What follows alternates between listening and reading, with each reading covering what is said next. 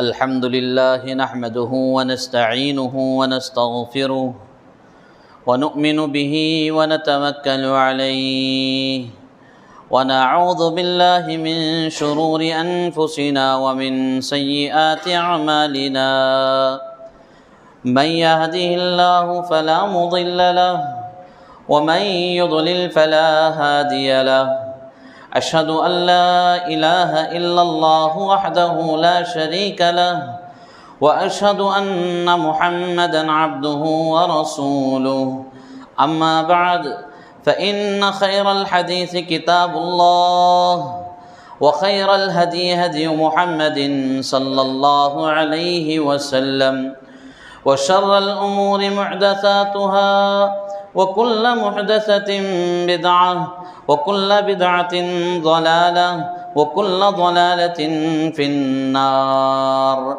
فأعوذ بالله السميع العليم من الشيطان الرجيم من همزه ونفخه ونفثه بسم الله الرحمن الرحيم قاف والقرآن المجيد بل عجبوا أن جاءهم منذر منهم فقال الكافرون هذا شيء عجيب أإذا متنا وكنا ترابا ذلك رجع بعيد. وقال تعالى في موضع آخر يا أيها الذين آمنوا اتقوا الله حق تقاته ولا تموتن إلا وأنتم مسلمون.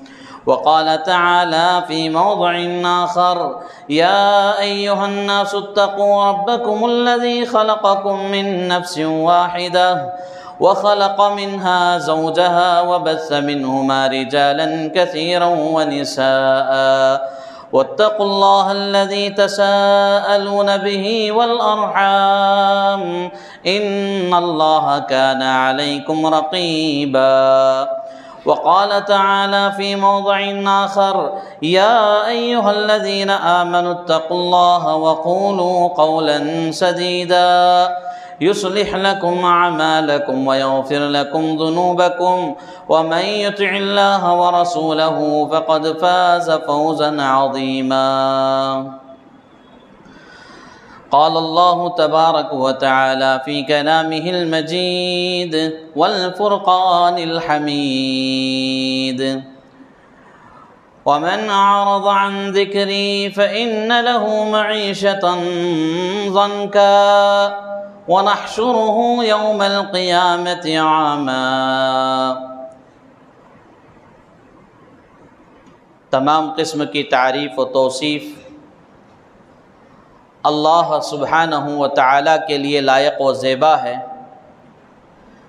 ان گنت و لاتعداد درود و سلام نازل ہو تمام انبیاء کرام پر، بالخصوص شفیع المذنبین خاتم النبیین سید المرسلین امام الانبیاء محمد الرسول اللہ صلی اللہ علیہ وسلم پر. قابل احترام بزرگان دین، نوجوانان اسلام اور پردے میں بیٹھی ہوئی اسلامی ماں اور بہنوں، پیارے بچوں، خطبہ جمعہ شروع کرنے سے پہلے میں اس بات کی وضاحت کر دینا چاہتا ہوں کہ جمعہ کے دن مسجد میں آنے کے بعد خطبہ سننے کے لیے اس وقت تک نہ بیٹھیں جب تک کہ 2 رکعت نماز ادا نہ کر لیں. ہم میں جو بھائی آ کر ایسے ہی بیٹھے ہیں یا جو بہنیں ایسی ہی آ کر بیٹھی ہیں، میری ان سے گزارش ہے 2 رکعت نماز ادا کر کے بیٹھیں، کیونکہ پیارے رسول صلی اللہ علیہ وسلم نے خطبے کے دوران ہی اس بات کا حکم دیا صحابی رسول صلی اللہ علیہ وسلم کو کہ 2 رکعت نماز پڑھ کر بیٹھے. اور اسی طرح دوران خطبہ سلام کرنا، مصافحہ کرنا یا موبائل میں مشغول ہونا، کسی سے بات چیت کرنا، خیر خیریت معلوم کرنا، یہ سارے امور منع کیے گئے ہیں. اس بات کا بھی خاص خیال رکھیں، اگر کوئی کسی سے بات کرتے ہیں سلام ہی کیوں نہ کر لیں، جمعہ کا اجر و ثواب ان کا ضائع ہو جاتا ہے۔ لہٰذا ان باتوں کا خاص خیال رکھ کر خطبہ جمعہ میں آپ بیٹھیں، بغور خطبہ سنیں اور اچھے انداز میں نماز پڑھیں، اللہ سے دعا کر کے فارغ ہو جائیں۔ قابل احترام، جیسا کہ آپ سب اس بات سے بخوبی واقف ہیں کہ عنوان ہے غم اور پریشانی کا علاج۔ انسانی زندگی میں غم اور پریشانی ہر ایک کو آتی ہے۔ غم پریشانی ہر ایک انسان کو اس سے دوچار ہونا پڑتا ہے۔ اس میں امیر بھی شریک ہیں، غریب بھی شریک ہیں، نوجوان بھی ہیں، بوڑھے بھی ہیں، مرد بھی ہیں، عورتیں بھی ہیں۔ ہر کوئی غم اور پریشانی سے زندگی گزارنا پڑے گا، ہر کسی کو غم اور پریشانی سے زندگی گزارنا پڑے گا۔ اب زندگی کے لیل و نہار میں، دن اور رات میں ہمارے اوپر کچھ زیادہ ہی غم، زیادہ ہی پریشانیاں نظر آ رہی ہیں۔ ایسے وقت میں ہم کیا کریں؟ اس کا کیا حل ہے؟ اس کا کیا علاج ہے؟ شریعت میں اس کا علاج بتایا گیا، اسلام میں اس کا حل بتایا گیا، لہٰذا اس حل کو تلاش کریں، اس علاج کو اپنائیں اور سارے غموں اور پریشانیوں کو اپنے آپ سے دور کریں۔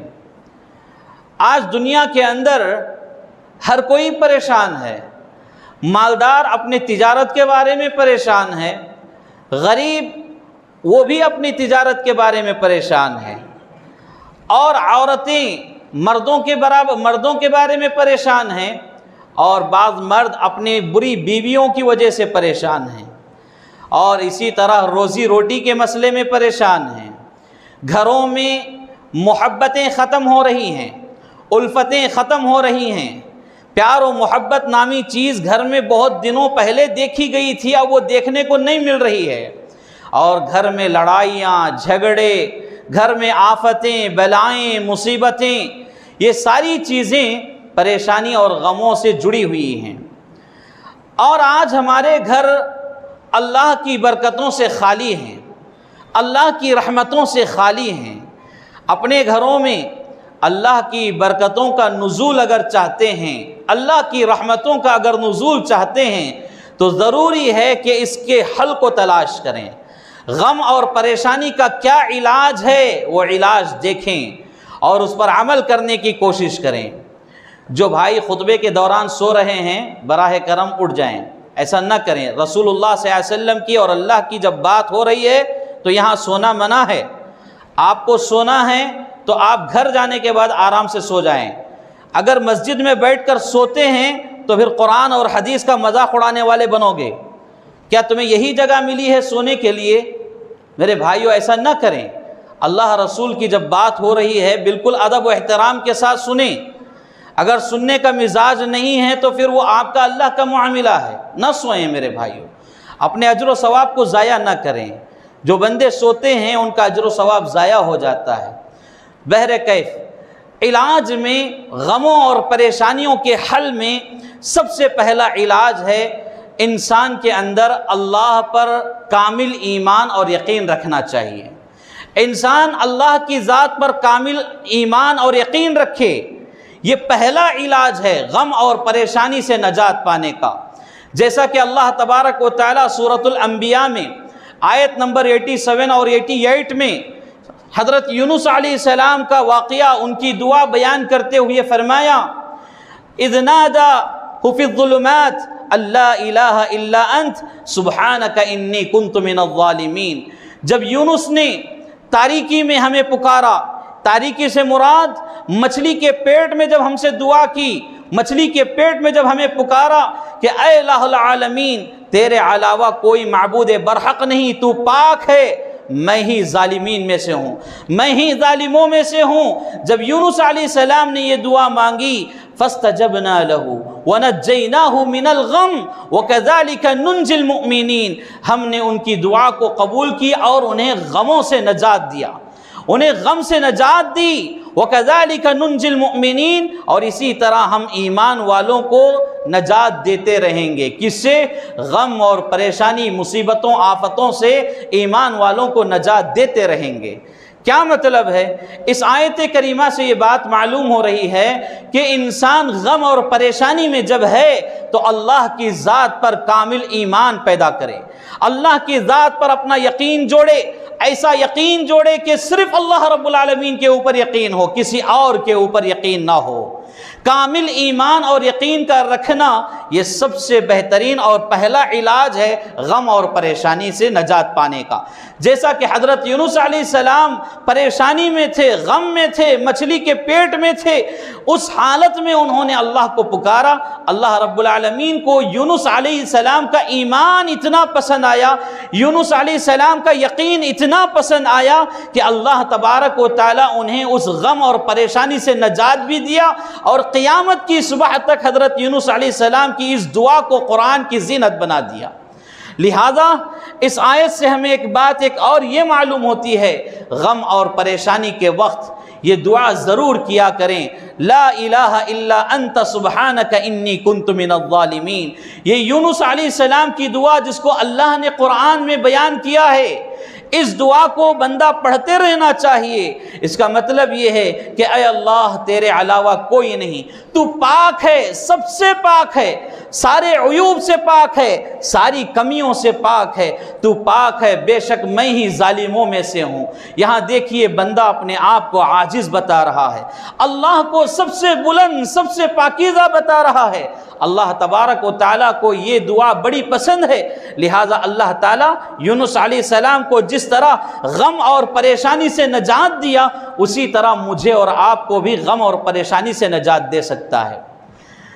دوسرا علاج، دوسرا حل یہ ہے غم اور پریشانی سے نجات پانے کا، عقیدے کی اصلاح کر لینا چاہیے۔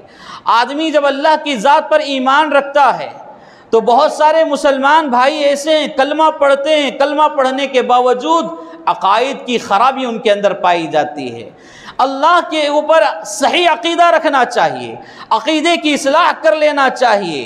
ما من مصیبت الا باذن اللہ، اور یہ یقین رکھنا چاہیے کہ مصیبت صرف اللہ رب العالمین کی طرف سے ہی آ سکتی ہے۔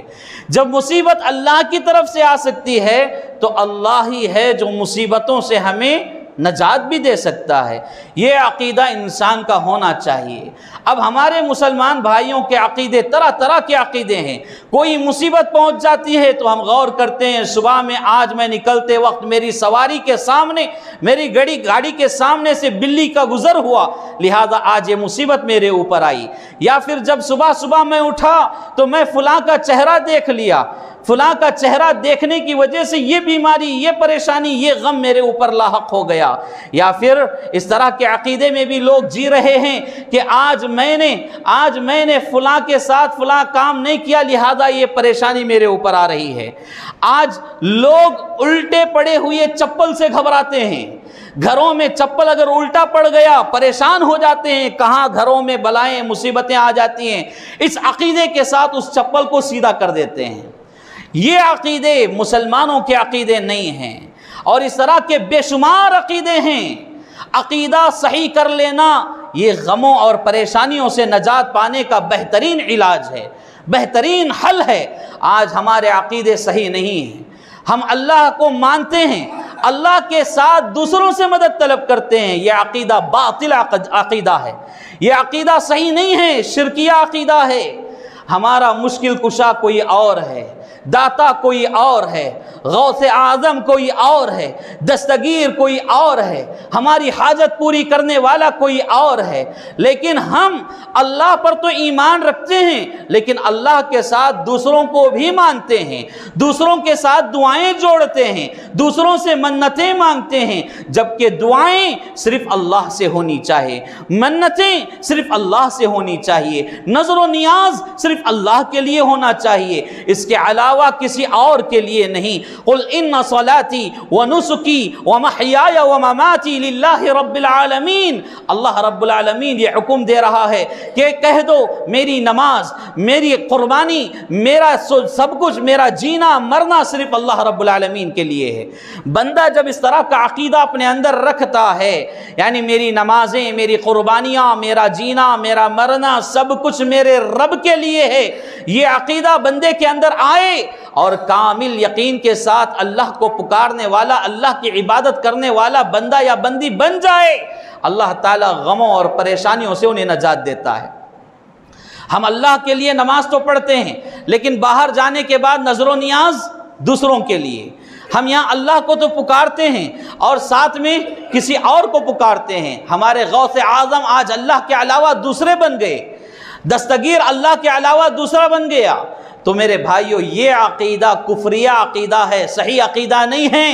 لہذا کلمہ پڑھنے والے ہر مسلمان مرد اور عورت کے لیے ضروری ہے کہ اپنے عقیدے کی اصلاح کرے، اپنے عقیدے کی اصلاح کرے اور یہ یقین رکھے جب تمہارے اوپر پریشانی آئے، مصیبت آئے، ما اصاب من مصیبت الا باذن اللہ۔ سورۃ التغابن کی آیت نمبر 11 ہے، جس میں اللہ تبارک و تعالیٰ کہہ رہا ہے جب تمہارے اوپر کوئی پریشانی مصیبت آئے تو وہ صرف اور صرف اللہ کی اجازت کے بغیر نہیں آ سکتی، اللہ ہی کے حکم سے وہ آتی ہے۔ وَمَن يُؤْمِن بِاللَّهِ يَهْدِ قَلْبَهُ، اور جو بندہ اللہ کے اوپر کامل ایمان رکھتا ہے اللہ تعالیٰ اس کے دل کو ہدایت دیتا ہے۔ اللہ اکبر۔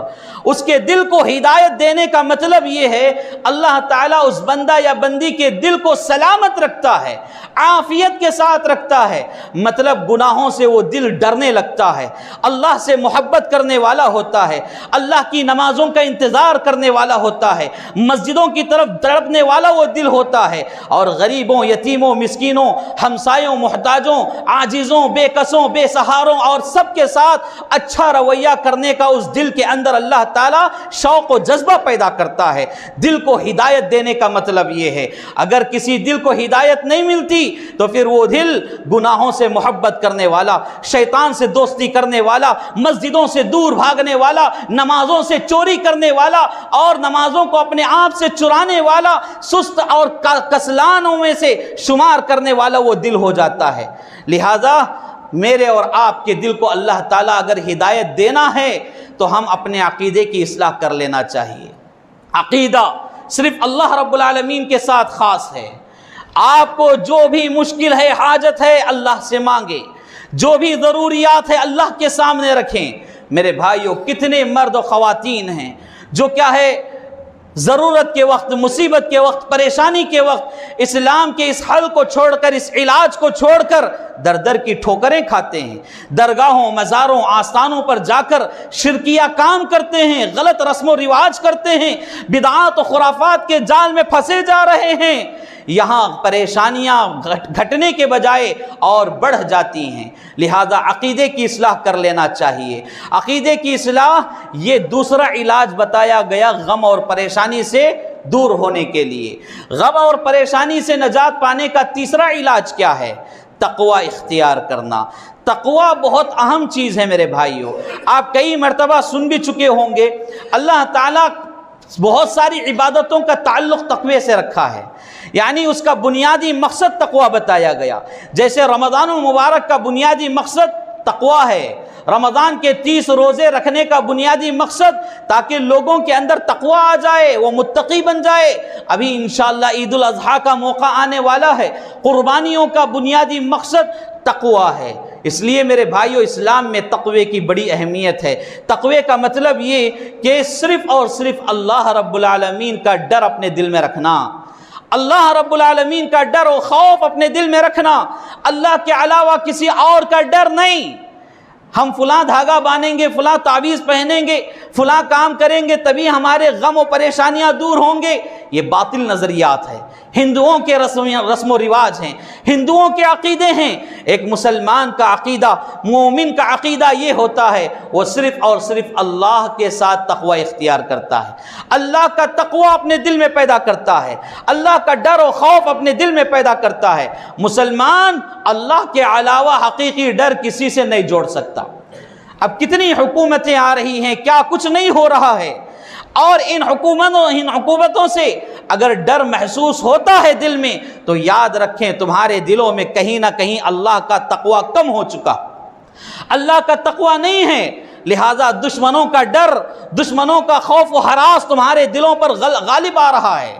جس دل میں اللہ کا تقوی ہو، جس دل میں اللہ کا ڈر ہو، وہ بندہ کبھی دوسروں سے نہیں ڈرتا، وہ بندہ کسی طرح کے برے عقائد میں نہیں پھنستا، وہ بندہ مسجدوں سے جڑا ہوا رہتا ہے، اللہ کی عبادتوں سے جڑا ہوا رہتا ہے۔ لہذا تقوی کو اختیار کریں۔ کتنے بھائی ایسے ہیں جو زندگی کے معاملات میں پریشان ہیں، غم و پریشانی سے دوچار ہیں، کوئی روزی روٹی کے مسئلے میں پریشان ہیں، ایسے لوگوں کے لیے اللہ تبارک و تعالی سورۃ الطلاق کی آیت نمبر 2 میں بیان کر رہا ہے، وَمَن يَتَّقِ اللَّهَ يَجْعَل لَّهُ مَخْرَجًا وَيَرْزُقْهُ مِنْ حَيْثُ لَا يَحْتَسِبُ۔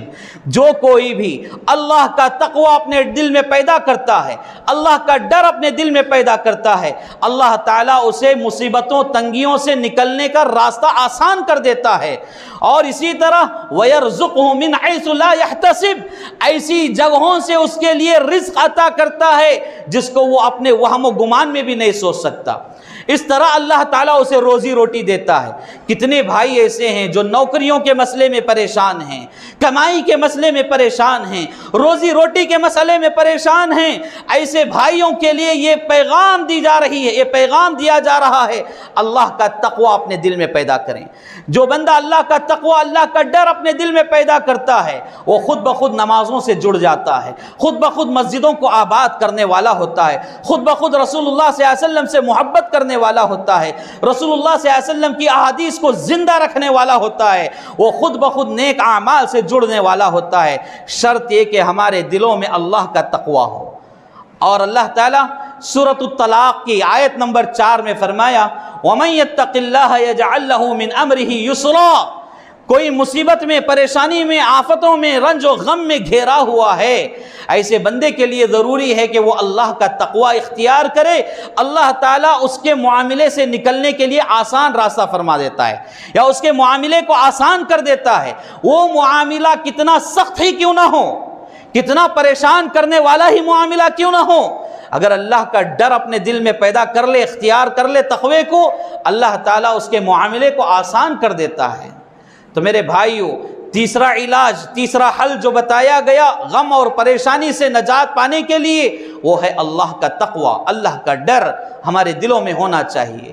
چوتھا علاج جو غم اور پریشانی سے نجات پانے کے لیے بتایا گیا، وہ ہے نیک اعمال کا اہتمام کرنا، نیک اعمال کا اہتمام کرنا۔ سورۃ النحل کی آیت نمبر 97 میں اللہ تبارک و تعالیٰ فرما رہا ہے من عمل صالحا من ذکر او انثى وهو مؤمن فلنحيينه حیاتا طیبہ۔ سبحان اللہ، کتنی پیاری اور جامع بات اللہ تعالیٰ بیان کر رہا ہے۔ ہم زندگی میں در در کی ٹھوکریں کھا رہے ہیں، بہت سارے بچے پڑھنے لکھنے کے باوجود نوکریوں سے خالی ہیں، زندگی میں پریشان ہیں، اور بہت ساری خواتین سسرال میں پریشان ہیں، اور بہت سارے مرد حضرات وہ اپنے سسرال سے پریشان ہیں، اور بری بیوی ملنے کی وجہ سے در در کی ٹھوکریں کھا رہے ہیں۔ زندگی میں کتنی پریشانیاں، کتنے غم ہیں میرے بھائیوں، جس کو میں یہاں گن نہیں سکتا، آپ کے سامنے ذکر نہیں کر سکتا۔ ہر کسی کا کوئی نہ کوئی غم ضرور ہے، ہر کسی کا کوئی نہ کوئی غم ضرور ہے، وہ پریشانی میں دوچار ہے، لیکن اس آیت پر اگر عمل کر لے، اس کی زندگی پرسکون، اطمینان والی، عمدہ راحت والی ہو جائے گی۔ اللہ تبارک و تعالیٰ فرما رہا ہے من عمل صالحا من ذکر او انثى وهو مؤمن فلنحيينه حیاتا طیبہ۔ جو مومن مرد یا عورت، جو مومن مرد یا عورت عمل صالح کرتے ہیں، نیک اعمال کرتے ہیں، تو ہم ان کے لیے پاکیزہ زندگی عطا کرتے ہیں۔ پاکیزہ زندگی کا کیا مطلب ہے؟ حیاتاً طیبہ کا کیا مطلب ہے؟ دنیا کے سب سے بڑے مفسر حضرت عبداللہ بن عباس رضی اللہ عنہما بیان کرتے ہیں، اس سے مراد یہ ہے عمدہ، راحت والی، پرسکون، اطمینان والی، برکت والی زندگی مراد ہے۔ سبحان اللہ، جو لوگ نیک اعمال کرتے ہیں، اچھے کام کرتے ہیں، اللہ کو پسند آنے والے کام کرتے ہیں، اللہ تبارک و تعالی ایسے لوگوں کو پاکیزہ زندگی دیتا ہے، عمدہ اطمینان والی، راحت والی، چین و سکون والی زندگی دیتا ہے۔ آج مسلمان در در کی ٹھوکریں کھا رہے ہیں، جیسے ہم دیکھ رہے ہیں لوگوں پر ظلم کیا جا رہا ہے، ہمارے آنکھوں کے سامنے یہ علل اعلان ہو رہا ہے، اور ساری دنیا جانتی ہے کہ مسلمان ایک مظلوم قوم بن کر زندگی گزار رہی ہے، ساری دنیا جانتی ہے۔ لیکن کیا مسلمان کبھی اس بات پر غور کیے کہ یہ مصیبت ہمارے اوپر کیوں آ رہی ہے؟ یہ ظلم ہمارے اوپر کیوں ہو رہا ہے؟ یہ ظلم و تشدد کے پہاڑ ہم ہی پر کیوں توڑے جا رہے ہیں؟ لہذا اگر جب غور و فکر کریں گے معلوم ہوگا ہم اپنی مسجدوں سے دور بھاگنے والے، اللہ کی عبادت سے دور بھاگنے والے، شیطان کے پکے دوست ہم ہی ہیں، شیطان کے اچھے دوست ہم ہی ہیں۔ اللہ اور رسول اللہ صلی اللہ علیہ وسلم کے احکامات کو اپنے پیٹوں کے پیچھے زندگی ڈال کر زندگی گزارنے والے ہم ہی ہیں، تبھی تو یہ چیزیں ہمارے ساتھ ہو رہی ہیں۔ اگر ہم یہ نہیں کرتے، اعمال صالحہ کرتے، نیک اعمال کرتے، اچھے کام کرتے، اچھے کام سے مطلب بہت سارے اچھے کام ہیں، اچھے کاموں سے ہمارا تعلق رہتا، پھر یاد رکھو ہماری زندگیاں اس طرح پریشانیوں میں نہیں رہتی، غموں میں نہیں رہتی۔ اللہ تبارک و تعالیٰ کا وعدہ ہے حیاتاً طیبہ کا، پاکیزہ زندگی دینے کا اللہ نے وعدہ کیا ہے۔ اگر ہم عمل نہیں کر رہے ہیں، ہم عمل کے میدان میں کچے ہیں، عمل کے میدان میں کمزور ہیں، تو پھر دوش اللہ پر ہم کیسے لگا سکتے ہیں؟ قصور اللہ پر کیسے لگا سکتے ہیں؟ قصوروار اللہ نہیں ہے بلکہ ہم ہیں، ہمارا عمل ہے۔ ہم دیکھیے صبح اٹھ رہے ہیں، رات ہو رہی ہے، شام ہو رہی ہے، آنکھوں کے سامنے ظلم دیکھ رہے ہیں، پھر بھی ہمارے دلوں میں نرمی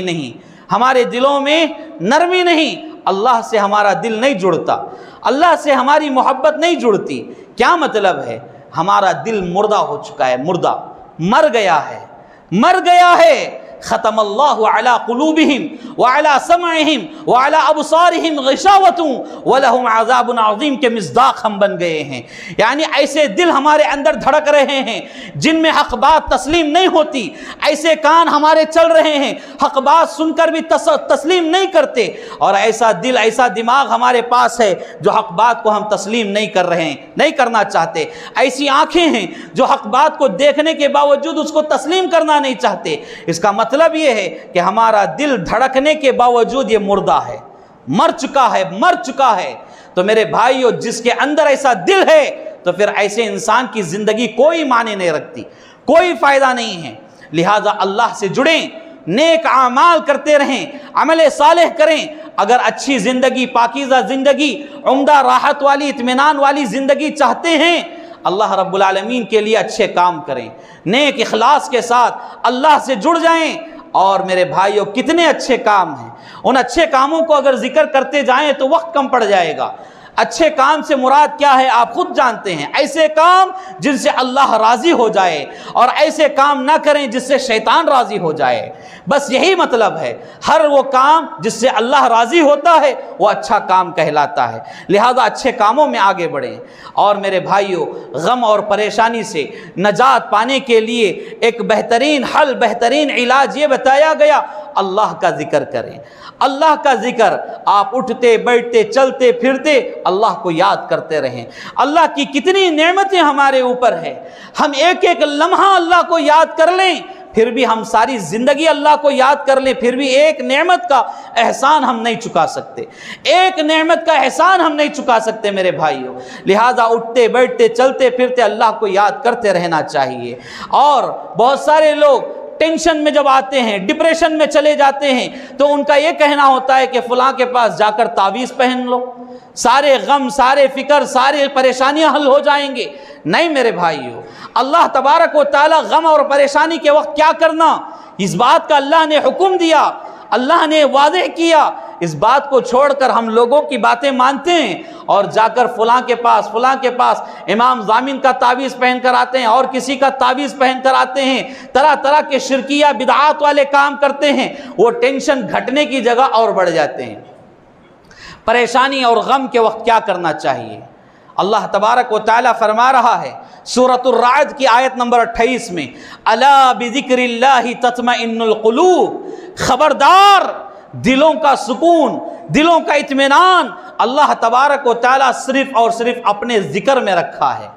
क्या मतलब? जब कभी आप परेशानी में हों, जब कभी आप गम के शिकार हों, मुसीबतों आफतों में घेरे हुए हों, अल्लाह का जिक्र करें, अल्लाह का जिक्र करें। और एक बात यहाँ मैं वाज़ेह करता चलूँ, ये परेशानियाँ मुसीबतें क्यों आती हैं?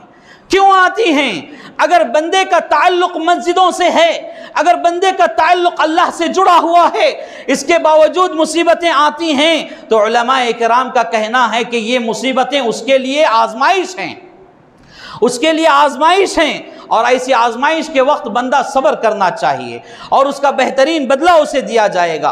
हाँ, अगर बंदा मस्जिदों से दूर है, अल्लाह से दूर है, अल्लाह को नहीं जानता, रसूल को नहीं जानता, लड़ाई झगड़े में उसकी ज़िंदगी, गाली गलौज में उसकी ज़िंदगी, गाने में उसकी ज़िंदगी, बेहयाई और फहाशी में उसकी ज़िंदगी गुजर रही है, ऐसे इंसान के ऊपर परेशानी और गम आते हैं, तो इसका मतलब है कि वो अल्लाह की तरफ से उसके लिए सज़ा है, सजा है। वो होशियार हो जाए, बेदार हो जाए, अल्लाह की इस छोटी सजा पर ही वो तंबीह कर ले, आगाह हो जाए। अल्लाह रब्बुल आलमीन तंबीह के तौर पर बंदों को इस तरह की सजा में मुब्तला करता है।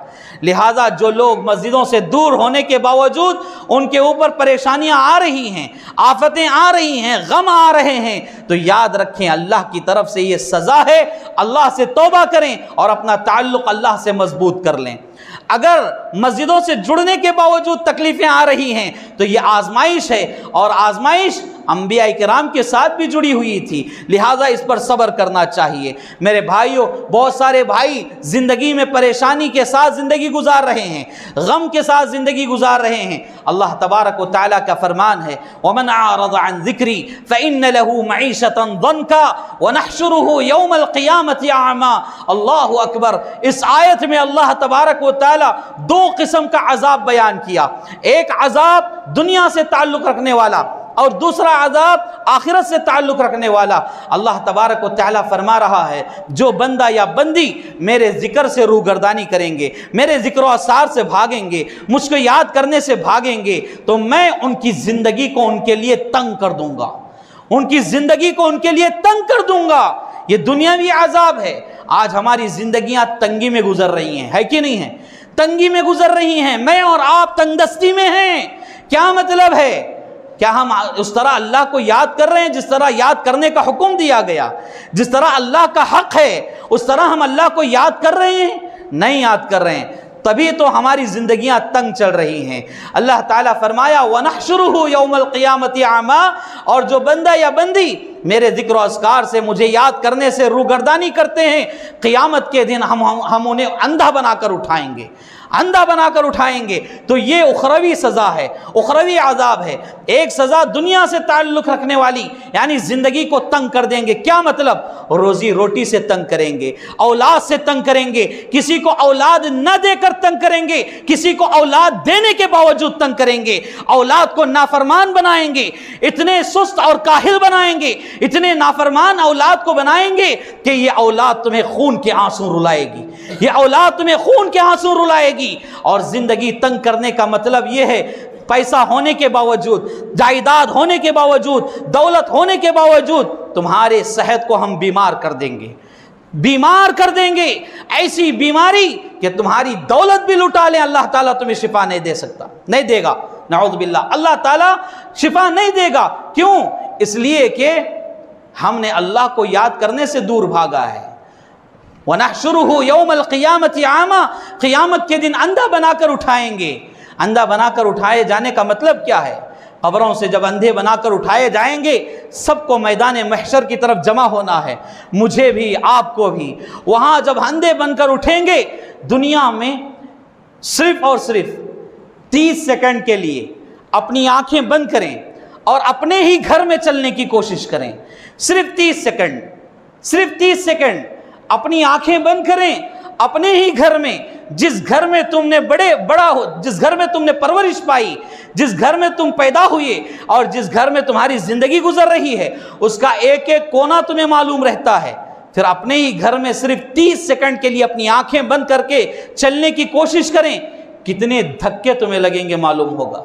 क़ियामत के दिन अल्लाह ताला जब अंधा बनाकर उठाएगा تو پھر حشر کے میدان میں جب وہ بندہ اندھا بن کر جائے گا تو طرح طرح کی ٹھوکریں اسے لگیں گی، گڑھوں میں گرے گا، اس طرح کے زخم اس کے بدن پر آئیں گے کہ وہ میدان محشر میں زخم سے چور چور ہو کر وہاں پہنچے گا۔ یہ اللہ کی طرف سے عذاب ہوگا میرے بھائیوں۔ کس کے لیے؟ جو اللہ کے ذکر و اذکار سے بھاگتے ہیں۔ ہاں، ذکر و اذکار میں سب سے بہترین ذکر نماز ہے، سب سے بہترین ذکر نماز ہے۔ نماز سے جو لوگ بھاگتے ہیں، یاد رکھیں روزی روٹی کے مسئلے میں اللہ تمہیں تنگ کرے گا، یاد رکھیں پیسہ دینے کے باوجود صحت کے مسئلے میں اللہ تمہیں تنگ کرے گا، تمہاری زندگی کو تنگ کرے گا اور قیامت کے دن اندھا بنا کر اٹھائے گا۔ کتنے بھائی ایسے ہیں نمازوں سے دور ہیں۔ اب پھر یہاں بھی نماز کا موضوع آ گیا۔ اب لوگ کہتے ہیں کہ مولانا ہمیشہ نماز کے بارے میں بولتے ہیں، ہمیشہ عقیدے کے بارے میں بولتے ہیں۔ جس برائی کو زیادہ دیکھا جائے اس برائی کے اوپر بار بار بولنا چاہیے، بار بار بولنا چاہیے۔ اور کوئی کچھ بھی کہہ لے، کچھ بھی شکایتیں کر لے، حق بات بولنا اس ممبر کی خصوصیت ہے۔ اس ممبر پر جب کوئی کھڑ جائے، یہاں کسی کے لیے کوئی ڈسکاؤنٹ نہیں ہے، یہاں سب کے سب برابر ہیں۔ حق بات جب آتی ہے وہاں کسی کے لیے کوئی گنجائش نہیں ہے۔ آپ چاہے کچھ بھی کہہ لیں ہمارے خلاف، تو میرے بھائیوں نمازوں کی پابندی کریں، ورنہ یاد رکھو دولت ہونے کے باوجود صحت کے معاملے میں پریشان رہو گے، جائیداد ہونے کے باوجود اپنی صحت کے بارے میں پریشان رہو گے، اولاد ہونے کے باوجود خون کے آنسو روتے رہو گے، اور میرے بھائیوں روزی روٹی کے مسئلے میں تڑپائے جاؤ گے اور قیامت کے دن اندھا بنا کر اٹھائے جاؤ گے۔ ایک آخری بات یہ ہے کہ غم اور پریشانی کے علاج کے طور پر سب سے بہترین عمل یہ ہے، پیارے رسول صلی اللہ علیہ وسلم بھی اس پر عمل کیے ہیں، کہ دعاؤں کا اہتمام کریں، دعاؤں کو کثرت سے پڑھتے رہیں۔ اللہ کے رسول صلی اللہ علیہ وسلم پر جب کبھی کوئی غم آتا، کوئی پریشانی آتی، کوئی مصیبت و آفت آتی، آپ صلی اللہ علیہ وسلم وقت کے نبی ہیں، پیغمبر ہیں، رسول ہیں، اس کے باوجود فوراً عاجزی کے ساتھ، انکساری کے ساتھ ربی ذوالجلال والاکرام کے سامنے 2 رکعت نماز کے لیے کھڑے ہو جاتے۔ تو میرے بھائیوں پتہ یہ چلا نماز کے ذریعے بھی انسان غم اور پریشانی کا علاج کروا سکتا ہے۔